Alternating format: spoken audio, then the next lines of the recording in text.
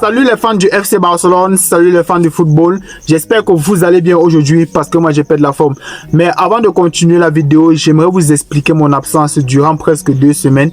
J'étais souffrant un palu intensif durant 5 jours et la convalescence a été plutôt longue. Cela ne m'a pas permis de faire plusieurs vidéos à part le début du Cameroun du match aller. Mais bon, maintenant ça va super les gars, je suis en pleine forme et vraiment c'est grâce aux médicaments que j'ai pu consommer. Donc, mais aussi énormément de coupures de courant les gars. Donc ça, je vais vous épargner les détails. Maintenant, on peut entrer dans le vif du sujet avec la victoire du FC Barcelone face à Osasuna sur le score de 3-0 à Montjuic. Les buteurs sont Ferran Torres, Dani Olmo sur penalty et Robert Lewandowski qui gonfle de plus en plus ses stats. Le match a été maîtrisé de A à Z les gars. Le double pivot a été encore sensationnel aujourd'hui. Un Pedri majestueux, un Frenkie de Jong qui ne fait que monter en puissance les gars. Ces lacunes défensives que reprochait Hansi Flick à ce dernier sont en train d'être gommées au fur et à mesure. De Jong, on voit tes replis défensifs. Ne t'inquiète pas, on voit ce que tu fais défensivement et c'est du poulet.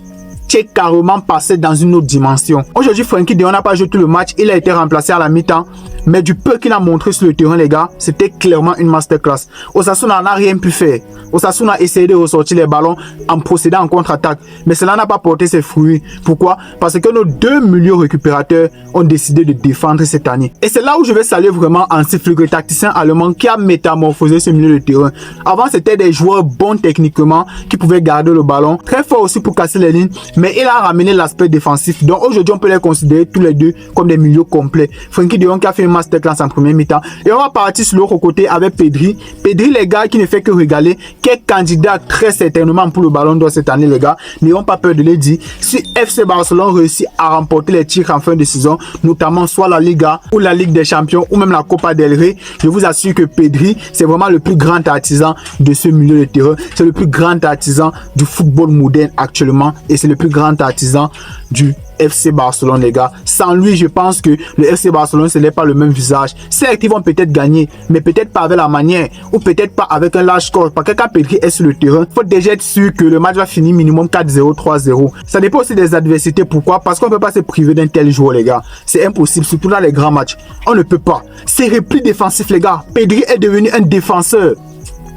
Le coffre de Pedri, mais les gars, ça me choque. Mais qu'a-t-il fait pour métamorphoser Pedri de la sorte? Qu'a-t-il fait? Qu'est-ce qu'il a donné? Des protéines? Je sais pas, il le drogue? Je ne comprends pas les gars. Pedri, il est sensationnel. Le repli défensif qu'il réussit à faire loin dans nos camps. Il réussit à faire la construction jusqu'à ce qu'on puisse se procurer une occasion les gars dans la conservation de balles. Tu ne peux pas presser Pedri. Tu ne peux pas presser ce joueur. Tu ne peux pas. Le coffre, il a déjà le coffre. Technicité, vision de jeu, ça passe ce qu'il fait dans la course de Dani Olmo qui provoque le penalty derrière. Ses combinaisons au milieu de terrain avec Gavi qui aussi fait un très bon match aujourd'hui d'ailleurs. On va revenir sur ces derniers plus tard. Tellement l'équipe en face était inexistante qu'il voulait déjà faire des fautes. Mais il n'arrivait pas à toucher le joueur tellement il planait. Il planait. Il surfait sur les vagues. Non les gars, c'est sensationnel. Lui et Frenkie de Jong au milieu de terrain, vraiment c'est un cotriche. C'est de la dictature qu'ils imposent au milieu de terrain les gars. Tu ne peux pas leur arracher le ballon. Ils ne perdent quasiment aucun ballon. Et cette image est là pour illustrer vraiment les qualités de ce joueur en fait. C'est Pedri qui est le métronome du FC Barcelone.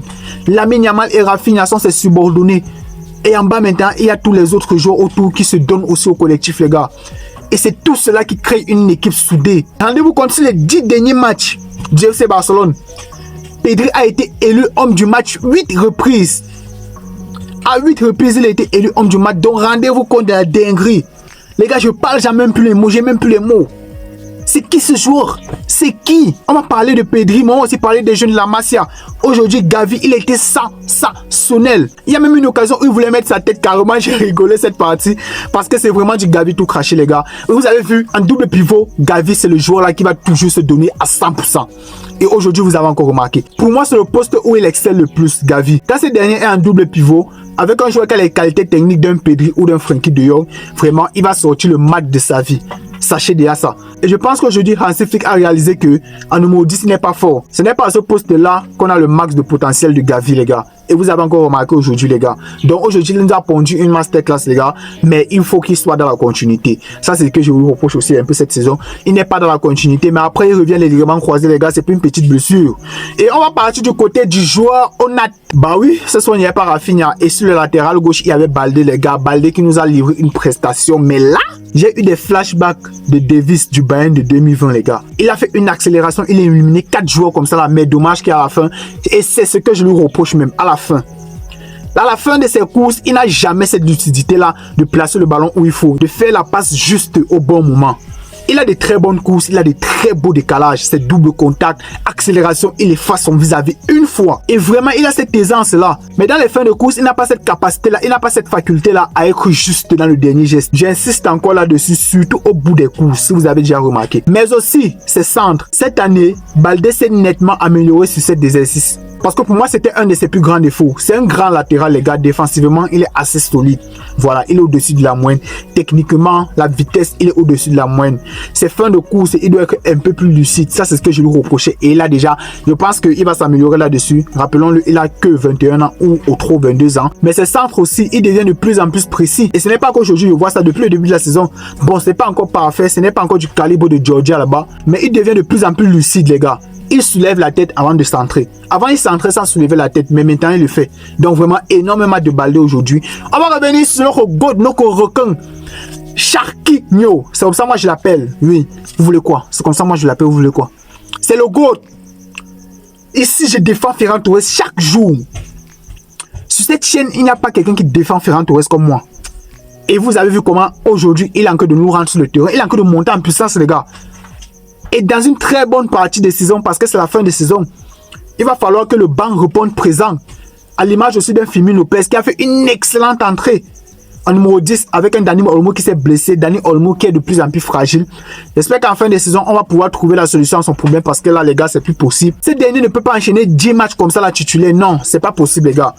J'espère qu'on va lui faire le même traitement qu'on avait fait à Pedri, puisque la fin de saison approche bientôt. Et j'espère que la prochaine saison, il va revenir encore plus fort. Parce que c'est pas possible d'être en carton de la sorte. On dirait un œuf que tu as peur de casser. Un œuf que tu as peur qu'il tombe par terre, les gars. C'est pas possible. Bref, on a parlé de Ferran Torres qui a fait une excellente performance aujourd'hui, les gars.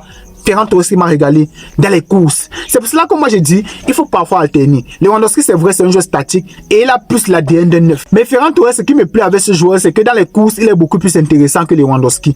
Dans la profondeur, les appels en profondeur, il est assez rapide. Il est plutôt adroit face au but et techniquement aussi, c'est pas mal bon. Déjà, il dépasse Lewandowski, c'est déjà un bon point. C'est déjà un bon point qu'il dépasse Lewandowski. Mais ses passes, il doit travailler ses passes. Il y a certaines passes en profondeur qui sollicitaient, il y a certains joueurs qui plongeaient en profondeur, mais il n'a pas réussi à faire des passes juste au bon moment. Donc ça, il doit travailler, et son jeu de tête aussi doit travailler. Mais sinon, Ferran Torres aujourd'hui, il nous satisfait.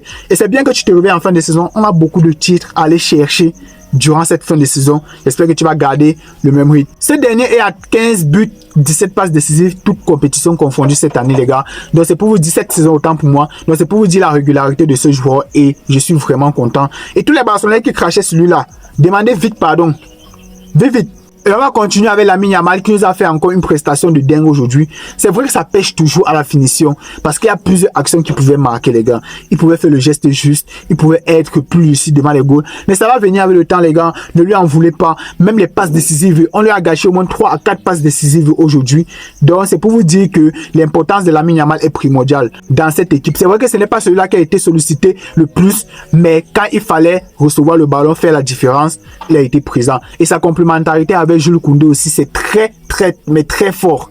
Jules Koundé qui n'a pas fait le match de sa vie, mais il a fait le nécessaire. Sa complémentarité, encore, je revenais là-dessus, c'est très fort, les gars. Ils se trouvent les yeux fermés. On dirait Daniel Alves et Messi. Bon, ce n'est pas le même level, mais c'est un peu comme ça. Ils sont en train de tisser un lien entre les deux. Et vraiment, c'est de très bon augure pour les années à venir. Jules Koundé, travaille sur ta vitesse. Tu es très lent, frérot. Il faut essayer de travailler ça. Et aussi ta concentration. Et je reviens toujours sur ça. Il y a parfois Jules Koundé, il est laxiste. Il se relâche pendant le match. Ce n'est pas normal. Tu dois te concentrer du début jusqu'à la fin. C'est vrai que tu as enchaîné beaucoup de matchs, 120 minutes déjà on appelle la compétition là comment la Ligue des Nations. Lamine Yamal aussi a enchaîné 120 minutes, mais vous avez vu son rendement aujourd'hui. Donc c'est pour cela que moi je dis que Koundé, tu ne dois pas être très laxiste par moment. Tu dois être sérieux du début jusqu'à la fin, surtout que tu as un poste qui est assez délicat. On te passe c'est la défense qui a découvert. La charnière a été très intéressante aujourd'hui. Eric Garcia qui a livré un match de patron. Et moi, j'ai beaucoup aimé ses passes qui cassaient les lignes et tout. Vraiment excellent. Inigo Martinez aussi patron aujourd'hui, les gars. Inigo Martinez, les gars, je ne comprends pas. Un joueur qu'on voulait vendre, un joueur qu'on voulait vendre à la fin de saison passée, les gars. Et aujourd'hui, il est le leader de la défense avec Pao Kubarsi. Pao Kubarsi qui n'a pas pu jouer parce qu'il est revenu de blessure.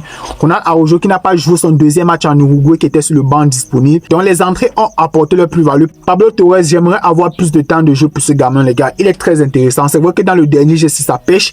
Mais déjà, ses prises de décision, ça se voit que c'est un gamin qui est technique. Et c'est un bon numéro 10. Donc moi, j'aimerais bien le voir plus souvent. Pablo Torres. Pao Victor. On te laisse une occasion de starter. Et c'est là où je vais en venir alors à la confiance du coach qui est assez capitale. Pao Victor de la pré-saison ne rate jamais ce face-à-face sur la passe de Lamine Yamal. Mais jamais il ne rate cette action. Mais c'est parce qu'il ne joue pas assez, il n'est pas en confiance, il voit beaucoup de concurrence. Donc vraiment, il a beaucoup hésité avant de tirer le ballon. Donc je pense que ça va venir, les gars. Moi, je trouve que c'est un très bon joueur et ça va venir avec le temps, les gars. Ne vous inquiétez même pas. Voilà. Donc voilà, le match a été maîtrisé de A à Z. Chesney qui n'a pas eu à trop s'employer. À part son petit crochet qu'il a fait là. Imaginez un peu si l'attaquant de Osasuna a récupéré le ballon. Imaginez juste un instant. Mais le gars, il est fou. On dirait dans sa tête, pendant qu'on est encore joué au match, il est en train de penser au doré qui va le fumer, à la chicha qui va le tirer. Donc les gars, il nous a régalé aujourd'hui. C'est du Chesney tout craché quoi. Voilà, voici maintenant venu mes notes durant ce match. Inigo Martinez, je te donne un 8,5 sur 10. Barrière, mur, solide. Eric Garcia, je te donne une note de 8 sur 10. Tu as été solide du début jusqu'à la fin. Koundé, je te donne une note de 7 sur 10. Tu n'as pas été très fort défensivement, mais offensivement, tu as apporté, tu as été plutôt disponible. À gauche, je te donne 9 sur 10 à Baldé qui nous a fait une masterclass aujourd'hui. Pedri, le magicien, je te donne la note de 9,5 sur 10 aujourd'hui. Tu as encore été sensationnel comme d'habitude et tu as encore été élu homme du match. Frenkie de Jong aussi, 9 sur 10, sensationnel aussi. Bien que tu as que joué la première mi-temps, dans le contenu d'hier, c'était masterclass. En 10, il y avait Dani Olmo et moi, je lui donne la note de 7 sur 10. À part le penalty, moi, je n'ai pas trouvé trop qu'il a été très impactant. Et Gavi, on va revenir sur lui. Il a obtenu la note de 8,5 sur 10, les gars. Gavi qui nous a livré une masterclass aujourd'hui. Lamine Yamal à qui je donne la note de 8,5 sur 10 aussi, qui a fait une très bonne match aujourd'hui. Et Fermin Lopez, son entrée a été plutôt intéressant. Je lui donne la note de 8 sur 10. Lewandowski, son entrée, il est entré, il a marqué un but. Je lui donne la note de 8 sur 10. Et je pense que j'ai fait le tournant. Pablo Torres, je te donne la note de 7,5 sur 10. Tu peux mieux faire, mais déjà, on voit déjà que tu as une aisance technique. Voilà, il y a du potentiel. Voilà, c'est tout pour la vidéo. J'espère que vous aura plu. Je ne sais pas ce que vous allez en penser en commentaire. Laissez vos avis là-bas. Likez la vidéo et on se dit à la prochaine. Ciao.